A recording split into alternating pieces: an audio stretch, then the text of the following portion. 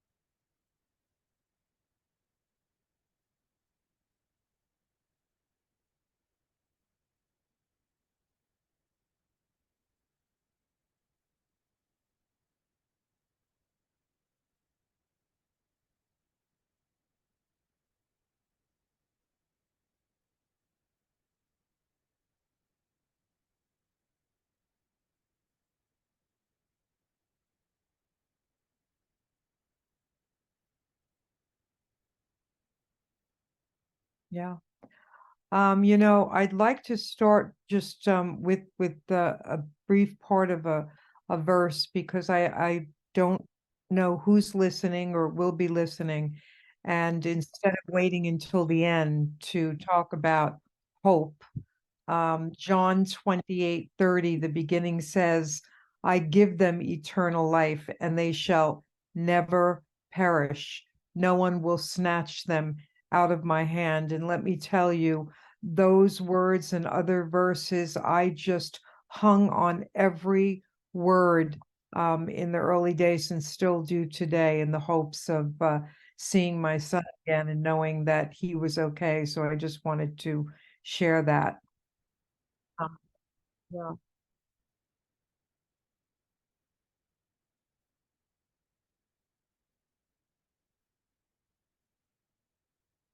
I- Um, and I also heard Marilyn mention the word stigma, which stood out to me. You mentioned it in regards to people seeking therapy and feeling comfortable doing that. And it is just to me, I'm very much about therapy. I think everybody should be in it lifelong. I think it's great. But not everybody is there. And people that I know, you think in the 21st century, we've come further along and can be comfortable with that. But you're right, not everybody is. And when you mention stigma, it's even more so a word that we use in my community of children or loved ones who were lost through, I call it the disease of addiction, because a lot of people think, oh, well, it's not like your child got cancer. It's not like your child was in a car accident. They chose to take something. And the truth is that it is a disease. And my son actually was given poison, fentanyl, and that's what took his life. And when we look at what's going on today, and all of the fentanyl that's coming in over the border and in other ways in the past couple of years, I have to tell you, it's because of that, because of so many deaths, it's actually beginning to, I believe, become less of a stigma. But in terms of talking about grief and having places to go, um, I've been on again many journeys to get there, and I would be happy to share them with you. Um, in the first days, of course, I had what's called suicide ideation. And for anybody that's not familiar with that, and I'm not a therapist, but I will just say it's not when you want to take your life. And when I went to a therapist, they kept asking me, are you okay? Are you planning on hurting yourself? It's not that, it's that you have these wishes of not being here anymore. And so, not that you would do anything to bodily harm yourself, but that you just wanted it to end. You wanted the pain to end. And so I can remember this summer, I lost Michael on Thanksgiving Day, 2016. And that summer, I worked in the a summer school, and I was working with younger children because I taught high school students. And I remember imagining with all these people coming in to buildings and hurting children, I imagined that I had to save them. So I shielded them. And I not only became a hero, but I got to get to heaven to be with my son. So I had many experiences like that. And I did jump into therapy. When I talk about what worked and what didn't work, I will say that um, spending too much time on Facebook and other social media to hear about other people that had lost children from this disease, it became very overwhelming for me. And I liken it to listening to the news today. You know, after a while, you have to turn it off. And I remember 9/11, my husband is a carpenter and was working in the garage. And when it happened, it was on 24/7 because we see television 24/7. And it was really affecting his state of mind. And we had to turn it off. And I experienced something similar by going on to these sites because, of course, I wanted to feel as though I was not alone. And so you would just grab onto anything and anyone who could say to you, you know, I've been there too, right? I'm not alone. But it got really depressing. And I do I suppose that in that moment it was good because there's all different ways that we grieve. And in the beginning, there's a woman, I've done so many things, but there's a woman who wrote a book. She lost her son and she wrote a book and had a program called Crazy Good Grief. And I just started re-listening to her course that she taught. And one of the things she said about grief, I like the way this is put, and I'll share a couple of different quotes, but this one is, grief is a bonfire full of energy and heat. It can be a roaring bonfire that lights up an entire community, or it could be as subtle as a lighter at a concert. But what fuels the fire, of course, is love. Grief is always going to be a part of my life and the life of anyone who has lost. It's not, though, and again, for hope for people that might be listening, it's not always going to be this bonfire raging out of control. It'll be there because the fire is fueled by love, but it's not always going to be this painful. And I think about a physical fall, you know, whether you scrape your knee or you break your hip, the pain is pretty enormous in the beginning, isn't it? But our bodies are made to heal.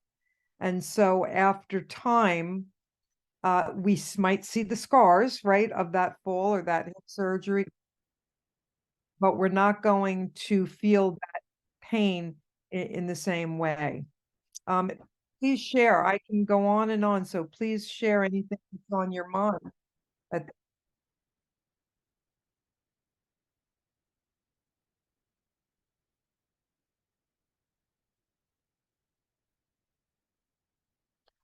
Um, to understand grief, I think it was a snowboarder, and I don't know what her grief was. A girl, Jamie Anderson. She said, and I keep this all the time, and I always go back to it. She said, "I've learned grief is really love. It's all the love you want to give but cannot give. The more you love someone, the more you grieve. All of that unspent love gathers up in the corner of your eyes, the lump in your throat, and the hollow part of your chest. And it turns into sadness when it's unspent. And so I think the key here is to spend that love, right? To use that love, to love that person every day in different ways, though it was so terribly painful for me. I didn't know that I could do that, as I said. And my mother, the police, my mother was morbidly obese, and they had to wheel her, get her into my house. And I just bent down at her lap and said, Mommy, how am I going to live without my boy? How am I going to do it? Um, there were days, and Caroline can tell you, when I could not get off the floor of the bathroom of school, when she and friends had to scrape me off the ground and get me there. And so get me up to teach. And so that summer, I guess it was 8 months later, I had gone to therapy, and they knew I was in a very bad place. I was on an antidepressant, but I was still in a very bad place. And so this wonderful therapist recommended a place in Tucson, Arizona. Um, Arizona, I'm trying to remember the name of it. I think it's changed owners, but it was a place, it was a rehab, interestingly enough. And it was for people who had been experiencing different types of diseases of addiction. But there was also, for me, a trauma center area. And so those of us who had experienced some kind of trauma or loss, one was a police officer who was in these terrible fires trying to save people, um and couldn't, all types of trauma, right? We've all experienced trauma in some way. And this place was the beginning of my experience with mindfulness and with learning how to breathe. But I just want to say, before I talk about that, always first and foremost has been my faith, and continues to be my faith. And I know that some people who experience this could go either way, right? Could go either way. It's either grow stronger, or you say, where were you, Lord? Why, I'm angry with you, which is certainly okay for us to cry out to him. He expects that, and understands our pain and understands loss. Um, Mine was, and my husband's, where our faith grew stronger. I will say that I don't think I would be here today, and in my day-to-day life, bold enough to talk about Jesus on a regular basis, and talk to a friend who's not a believer and who says, I'm having a bad day. And I say, okay, let me pray with you. Let me pray for you. I don't think I would be there in my journey. So I will say that having a group, we've been together for 20 years. Every month, a marriage group gets together. Of course, I have my church. I have my Bible studies. We read a book. Our group chooses different books. And for me and for my husband, we read this wonderful book that I think might be on my shelf. It's called, I don't see it at the moment, Revealing the Mysteries of Heaven by David Jeremiah. I love David Jeremiah. We're listening to one on the end times now, very interesting. But it gave me such solace. And I remember going to my pastor and saying, I was so scared. And again, this is for me. This is not everybody's story. This is mine. And we don't know. I knew that my son, when he was in Vacation Bible School, accepted Christ, but he wasn't following it. I knew he believed, but wasn't following. And when, I don't have the verse with me, but when my pastor told me about how when you accept Christ, you are sealed, I took such a deep sigh. There was a relief there. And again, for anybody who might be listening and has a faith and doesn't know if their loved one did, we don't know. I will tell you this. We have no idea what goes on between a person who's going to their last breath and Jesus Christ. We don't know, and we can't say that we do. And so I have hope in that, not just for my son, but for many. And that's not the whole grief story I have here, of course, but I really felt that I needed to share that with you. Um, a group, A group that I went to once or twice and didn't stay with was a group that met every other Wednesday, and it was again families who had lost loved ones from the disease of addiction. And we'd go around the room with pictures of our loved ones and talk about what we're going through. And it wasn't for me. I found it depressing again. So I ended up, someone at church who lost two of her children, learned about me and told me about a faith-based grief group called Grief Share, which anybody can find online.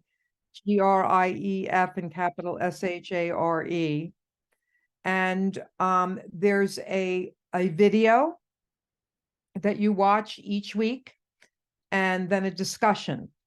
And in that video, both lay people and experts in the faith talk, and psychologists talk about a different topic of grief, whether it's denial, what to do over the holiday, how do you handle the holidays? I mean, every topic possible. And I found such comfort in that. I went through it twice. I think maybe there are 13 sessions. I don't remember. And then a friend and I, another one who lost her daughter, we were starting a group for people that had lost the way we did. We didn't stay with it because COVID started. My friend didn't want to do it, and I didn't want to do it anymore alone. I didn't want to do it alone. And once again, I found that talking about it all the time wasn't working for me. Now, I have a friend whose friend's son took his life 20 years ago, and she is the first person to go to the schools and to go to the homes. And I said, boy, she must have to do a lot of heavy duty breathing before and after, because I don't care how long ago it was, it feels like yesterday.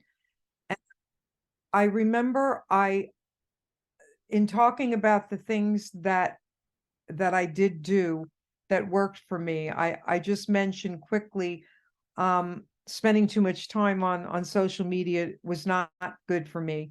Going out and doing things I sometimes did too much, like eating poorly, eating obsessively, spending obsessively, didn't work. Joining a non-faith-based group did not work for me. Trying to do something immediately. You want to keep your loved one alive. You feel that you need to honor them in some way. So I talked to a parent about starting a baseball group because my son loved baseball, and I wanted to start a camp where young people learned how to cope with life and frustrations, because that was my son from an early age. He was always very frustrated. We spotted it at 2.5 years old. We tried so many different things, but they just weren't available to us, the right things for him.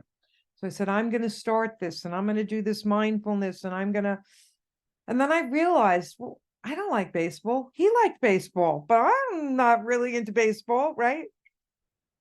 And so then our friends were doing, it's something called AIR, and it stands for Alumni in Recovery. And I went to some of the training, and what they do is a lot of the young people who have had these addictions go to schools and talk to young people. Parents go and talk about their loss. I was there to consider it. Didn't want to do it. Now, when I was away at Sierra Tucson, I had to. That was one of the things I had to do. I had to speak on it and show a video and all these pictures of my son, and I did it. And some person said it helped them, and I just fell to the floor, and it was just too much for me. But I was hoping that I helped someone. Anyway, I learned that you have to follow your own heart and do what's good for you. And I realized that long time ago, of course, that we all have different gifts. The Lord has given us gifts, and we need to tap into them. We need to be silent. We need to be with him. We need to be in his word. We need to learn what those gifts are. And I think, like Caroline, you know what your gifts are, and what's so beautiful is that you run with them.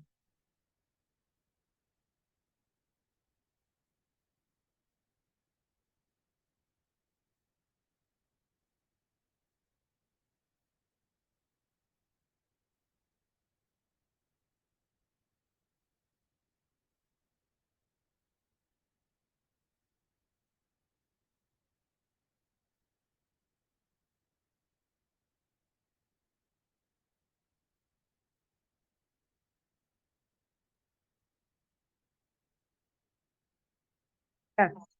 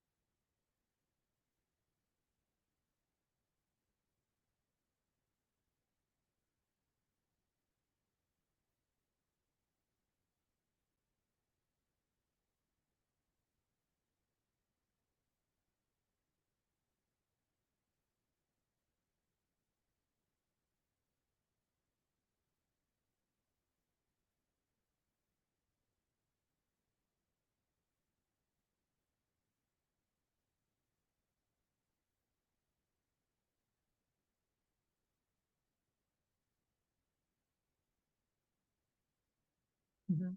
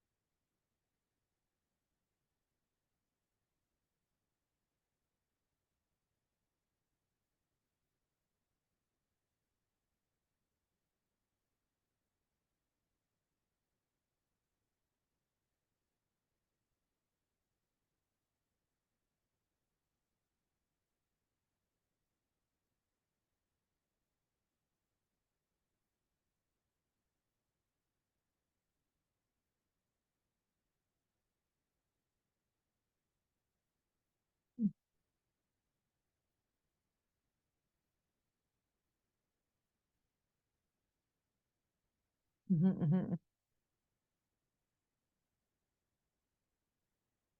Yes.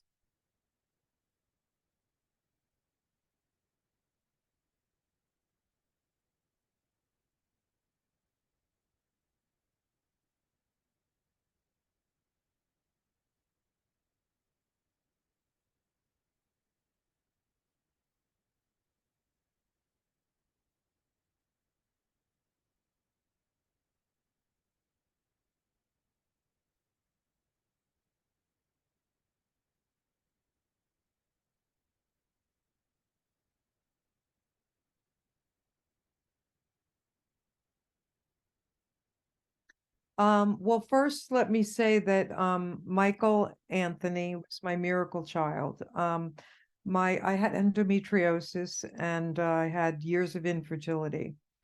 For anybody that knows what it is, adenomyosis or endometriosis, it's the adenomyosis is the scar tissue growing inside the uterus. So from age 12, I had hellish uh, periods, and no one knew what was wrong. And said go, doctor said go on the pill, etc. And it turned out to be endometriosis. And by that time, I had had my first miscarriage and was going to specialists and found out that my eggs weren't worthy for children. And so my sister, who shares a mother with me, not a father, she offered to give me her eggs. So this was 30 years ago, 31 years ago. So they implanted they got 8 eggs out of that, and they implanted 4 in my uterus. Michael was born, and 2 years later, they implanted 4 more, and my Jake was born. Um, my, of course, all I did was cry and from happiness and happy tears, and truly they were my miracle children. So, the earliest time, as I said earlier, that we noticed something was about 2.5, 3, that he became very frustrated very easily. Things bothered him, also clothing tags and things like that, but very frustrated. Um, if I may say, if we look at, nature versus nurture and what, could be the cause of things, we don't know for sure. I do believe it's probably half and half. He had a very loving home, maybe not perfect, but a very loving home. My sister, my husband's side of the family, they some of them struggled with alcoholism and depression. On my side of the family, we had anxiety, depression, bipolar, a lot of different things, and that all comes into play in terms of who he was and what happened. Uh, as he became an adolescent and early teens, he started getting in a lot of trouble. But, I didn't know what was going on, what he was doing. It's easy to keep it all a secret. And by the time he was a freshman in I'm sorry, junior high school, he got into big trouble and got kicked out. And we tried to get him in a Christian school, and it didn't matter. And then in ninth grade, he went back to the high school, got in a lot of trouble, and we had to send him away to a school. So I cried every day. Couldn't talk to him but once a week, and it was again when this deciding on talking today, and I really had to pray about it because bringing it up is bringing up obviously all the pain. Such a smart kid. At his memorial, his friends said he was always the smartest kid in the room. Maybe to a fault, right? Um, really proved himself and got into a really good school, and very loving, loved children, loved baseball, had a very funny and caustic side that we miss very much. At the time, it would drive me crazy, but that we miss very much. Went away to school in Maryland, and that's where he got into, the um, what was it? He said to me finally one day, opioids. Took him to rehab, and there's the story. Then it ended. Um, a lover, loved girls, loved women. His friends said he'd always, stick up for them. He was just he was tough. He was tough to deal with because you said white, he said black. Oh my gosh, he should have been a lawyer or whatever. But um my other son just got married in Italy 2 weeks ago, 2.5 weeks ago. Thank you. And I have a little video, I don't know if I sent it to you, of him speaking about his brother, and he hadn't really talked about it in 7 years and told everybody, he was his best friend and all that. And I broke down the night before, and I still have. It's interesting what we say. I remember seeing a picture of what grief looks like. And they say grief is not one straight line. And then they show this picture of this jumbled ball of yarn, right? Just a mess. You just can't put it together no matter how you try. And that's what I experienced. So the night, if something's going on or his birthday's coming up or right before the wedding, I mean, I break down and I do a guttural, ugly person's cry where you can't stop me. It happened 2 weeks ago. It doesn't matter. It's there. And again, it's all that love.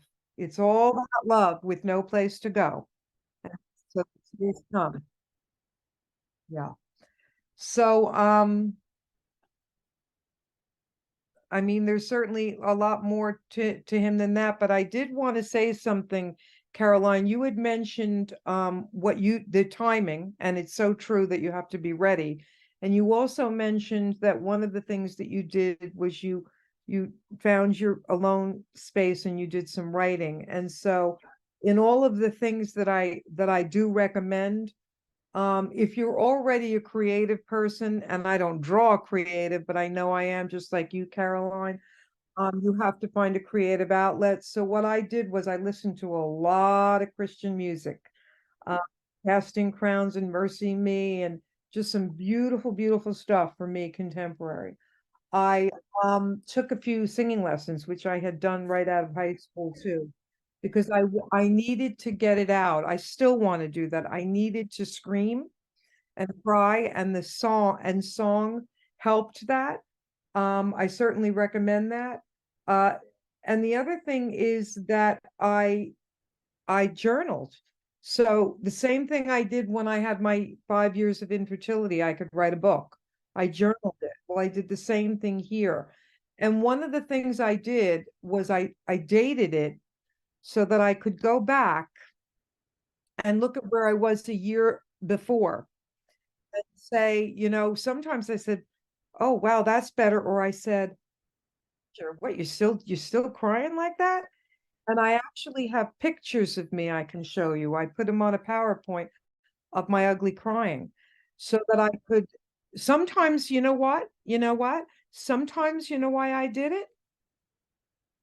I wanted to send it to my four sisters. I had to let them know my pain. And so I'd send them a picture or a video of me crying because they couldn't help me, but I needed for them to know. I needed those people close to me I had to put it somewhere, right?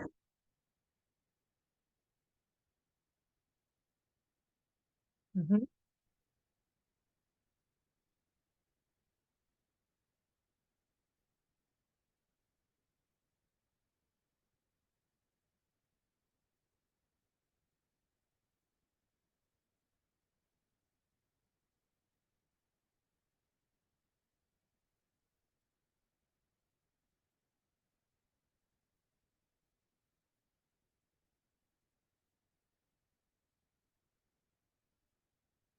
Well, yeah, for my immediate family, which is my husband, my son Jake, and my dog Ollie. Ollie would jump up on me every time I cried and wouldn't let me be alone. Um, I got a call a couple of years ago from a friend in my marriage group who her friend lost her son too, same way, and she wanted me to reach out to her. They were having struggles in their marriage, and they're both Christians, and they ended up getting a divorce. And this happens. You don't know what to do, so you blame one another. And I will say for me that my husband and I clung on to each other for dear life. And so we just got closer. We've been married 41 years. I know I'm 51 years, and it hasn't been a perfect marriage. He's the love of my life, but you know life, right? We know life. My son Jake, and everybody again experiences grief and expresses their grief differently. And he wouldn't. He went away to Germany to study abroad a few months after we lost Michael. And I think it was his girlfriend, who's now his wife, sent me, some things that he said. He had a dream about his brother. He cried about his brother. He felt better. We would often hug, and I would cry and say, I miss him. I need a hug. I need a hug. I miss Michael. And he would too. But we made sure. I was glad he went away because I didn't want him to have to, take on my pain as well as his own.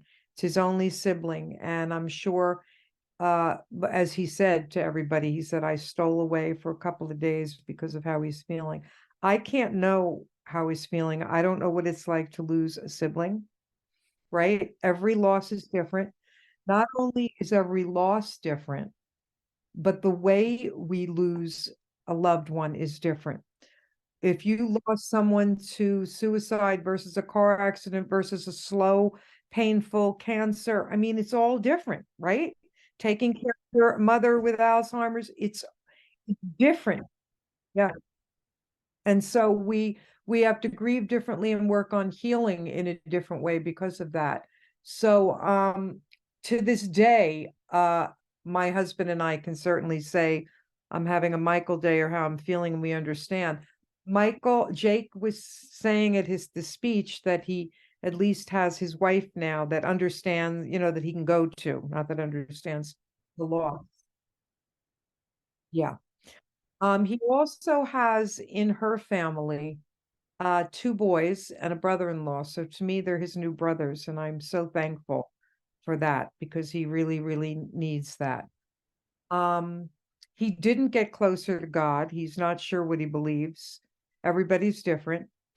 My extended family, it's interesting because my sisters were always there for me, except for one who can't handle any kind of crisis.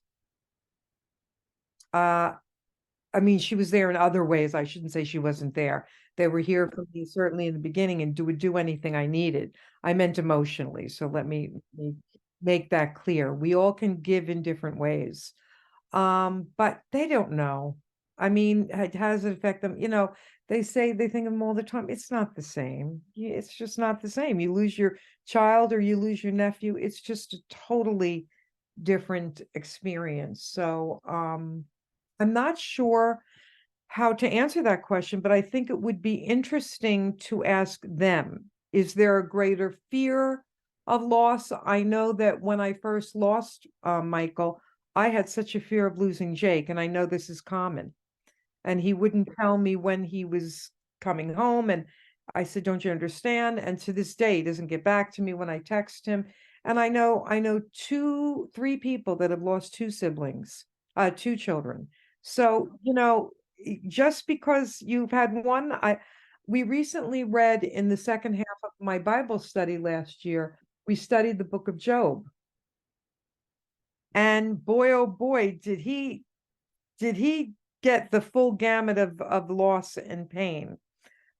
And of course, we know how he was rewarded in the end and for his faithfulness. But just because one terrible thing has happened doesn't mean another doesn't. And there was such a fear there for a long time. And listen, we all get that way from day to day, right? You think you're okay, and then you worry. Then you put your trust in God, but you still worry. And you're saying, "Here, I give it to you, God," and you're grabbing it back. And right?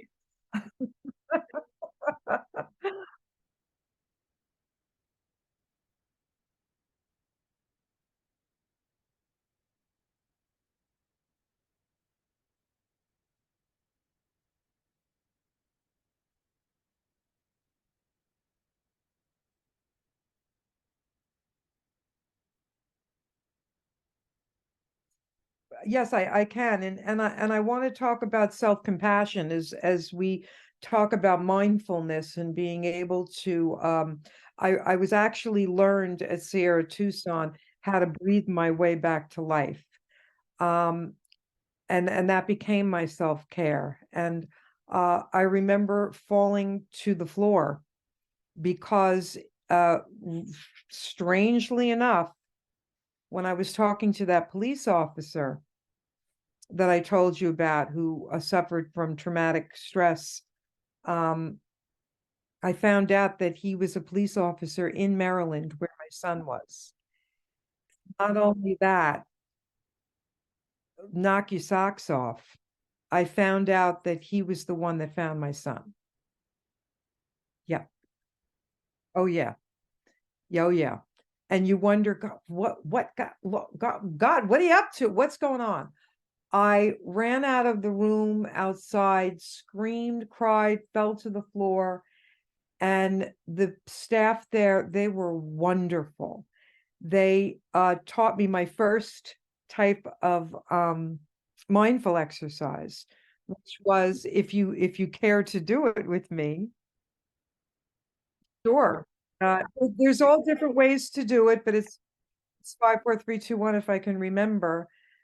So the first thing is to set your eyes on something right now. You're feeling this high level of stress, you can't even breathe.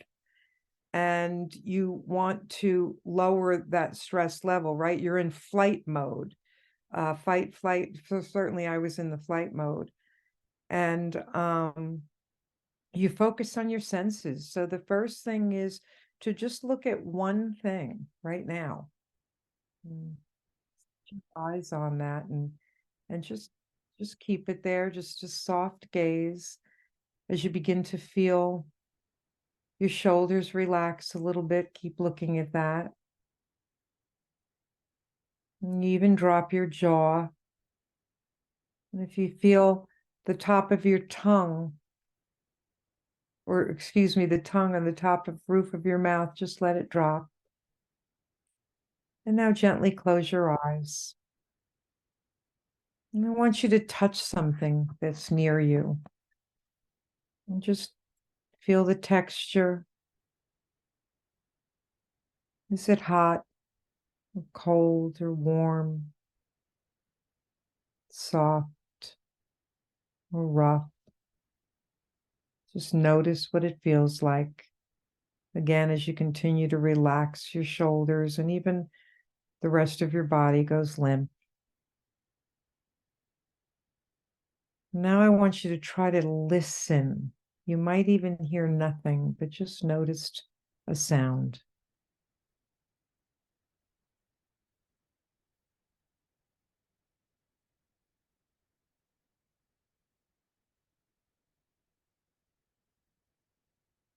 Now I'd like you to take it to the sense of smell. And just take a few seconds, and you can even smell your shirt if you don't smell anything else around you, and just notice how that feels as you inhale that scent.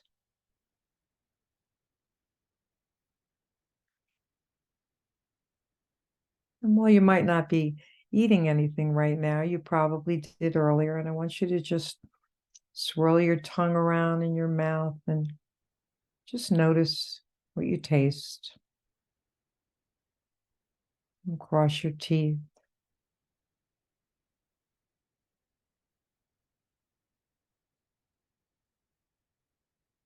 And finally, I'd like you to think about one thing or person, something that makes you feel safe.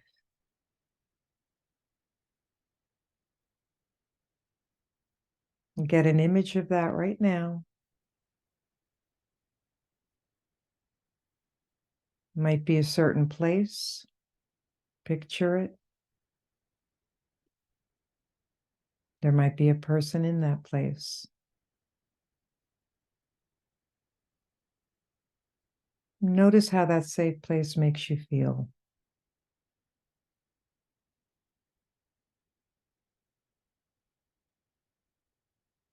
And let's together take a deep breath in through your nose and slowly out through your mouth as you relax those shoulders again. Again, inhale through your nose and exhale as slowly as you can. And just notice the steady rhythm of your breath.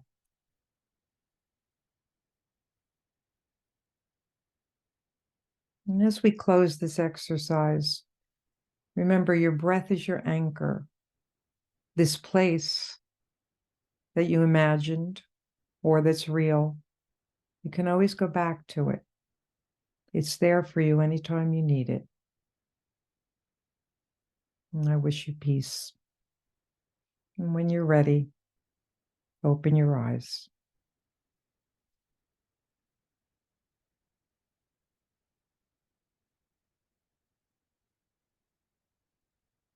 Uh,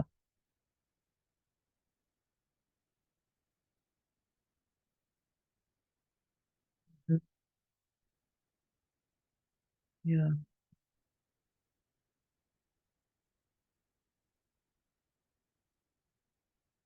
Oh, thank you so much. Well, in talking about well, I'll get to those two things. What did you do for yourself and what are you doing? But I do want to make sure I mention that I'm almost, hopefully by December, finished with an online course in mindfulness so that I can, tomorrow I'm going to listen to a wonderful podcast about how to bring it into schools. So when I said, what are our gifts. Um, and we have to find, it says in 1 Peter 4:10, each of you should use whatever gift you have received to serve others as faithful stewards of God's grace in its various forms. And so when I was saying I didn't want to do this, I didn't want to do that, I'm a teacher for 38 years.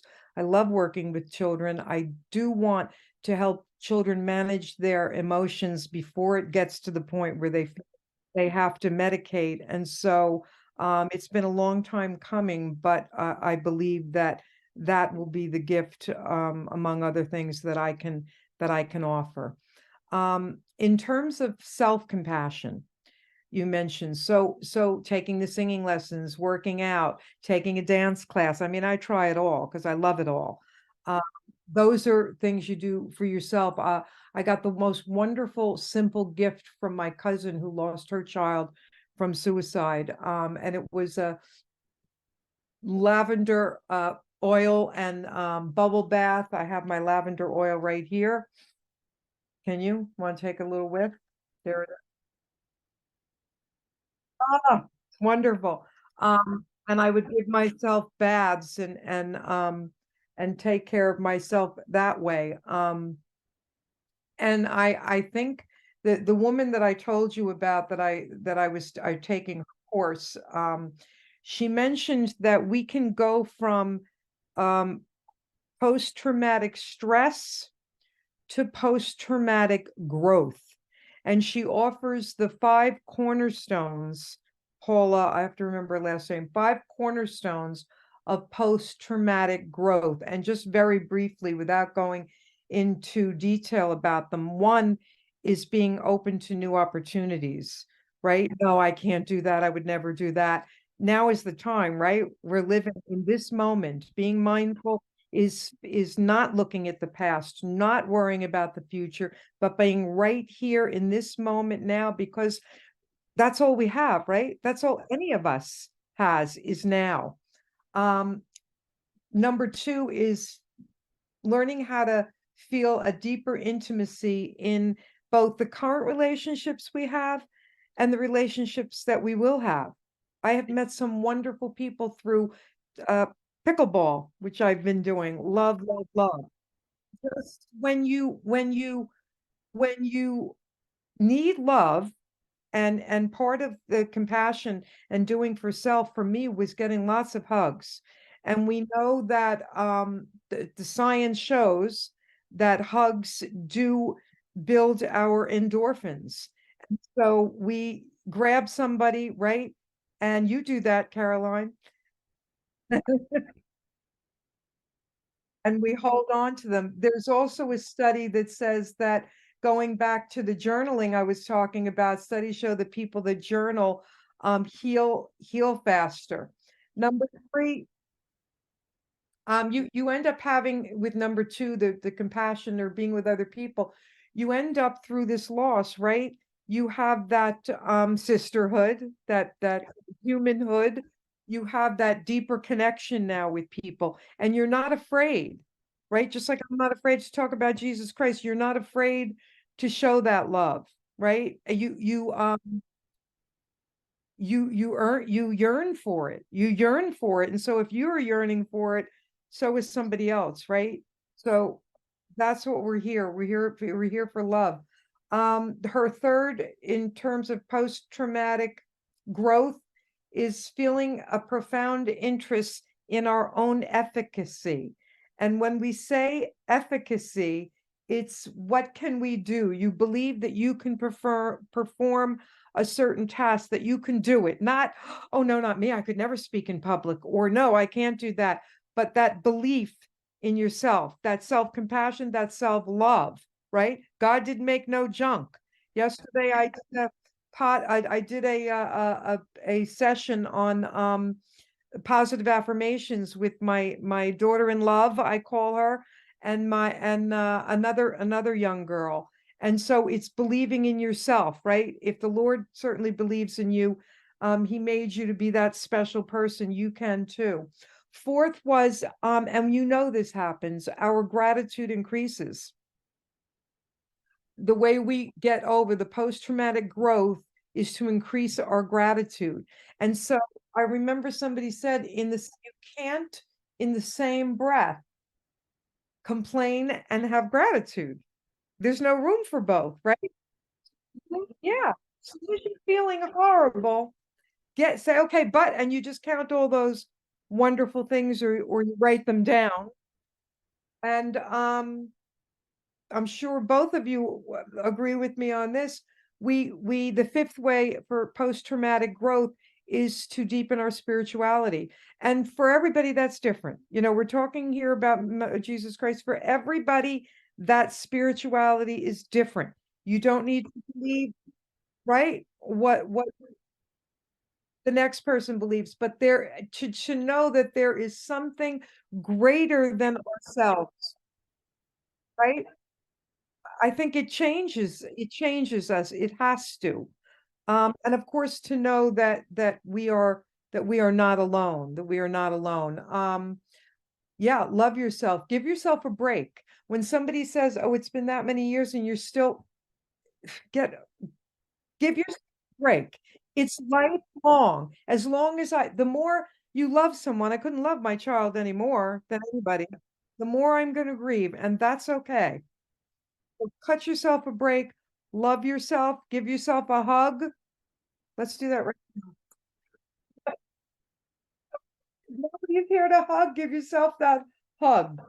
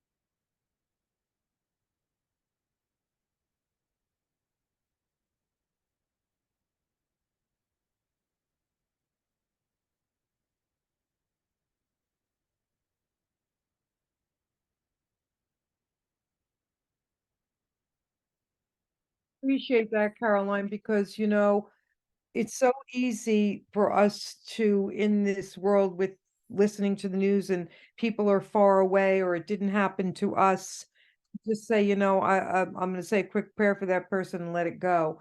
But we do need to, because we certainly don't know even the person next to us. We can't know their thoughts. We can't know what anybody's going through.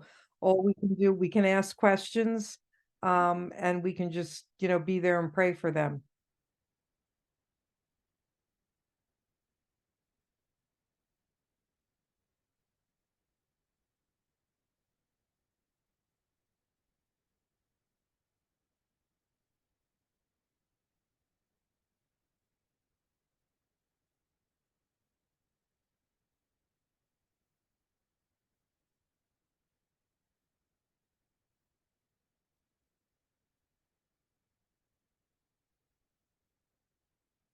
That's a very interesting question, because for a long time I couldn't even say the word death. Couldn't say it, not until maybe a year ago.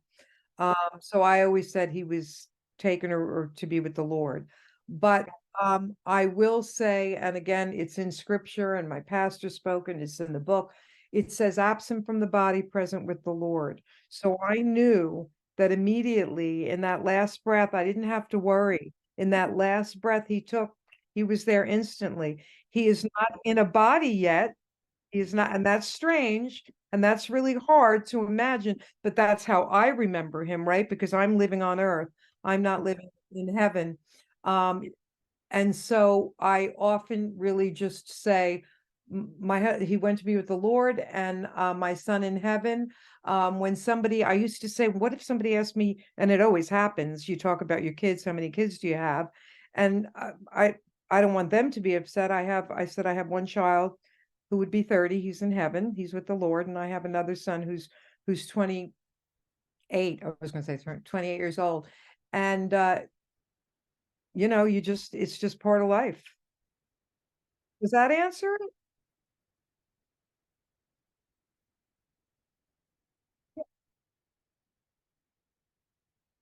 Oh, no.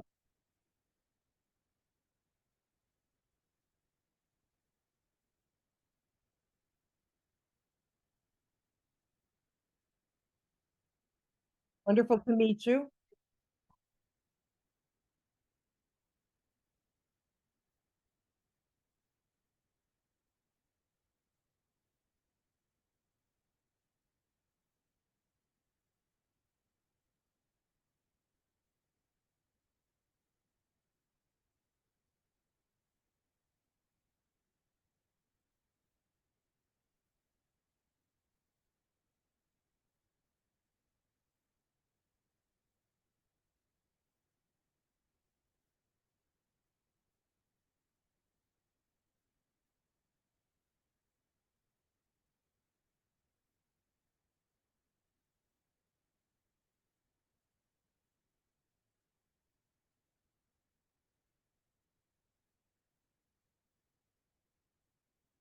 Yeah, all of us. Yes.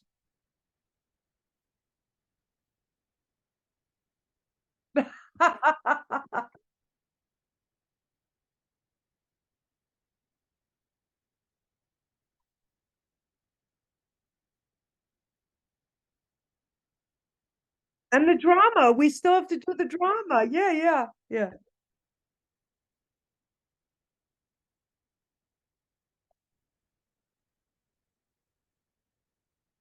That's right. Beautiful.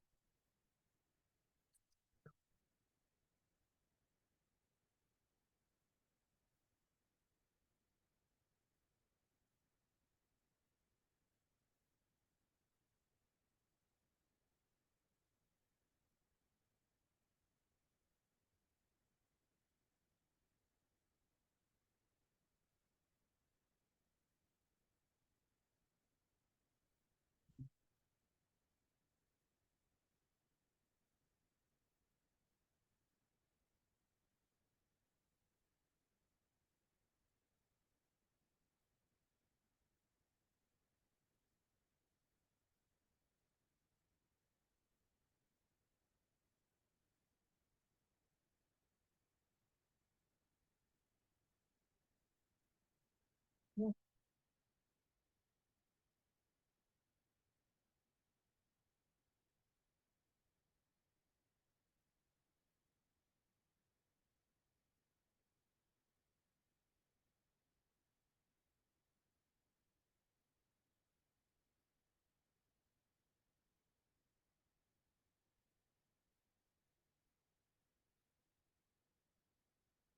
That's just what, Marilyn? What? What's one thing?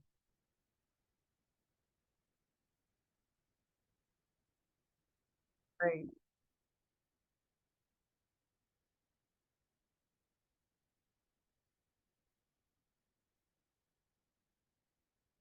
great.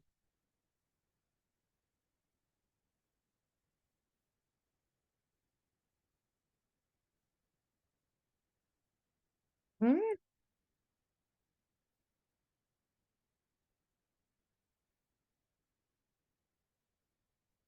Well, you said you're in Florida?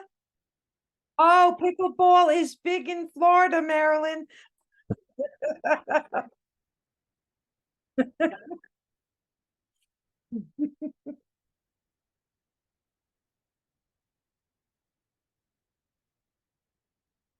It's so much fun and it's a wonderful community. Oh no, we've got people in their 80s playing. I will never again look at a gray-haired 80-year-old and think they can't play. What, boy, did they show me a thing or two. Good, good.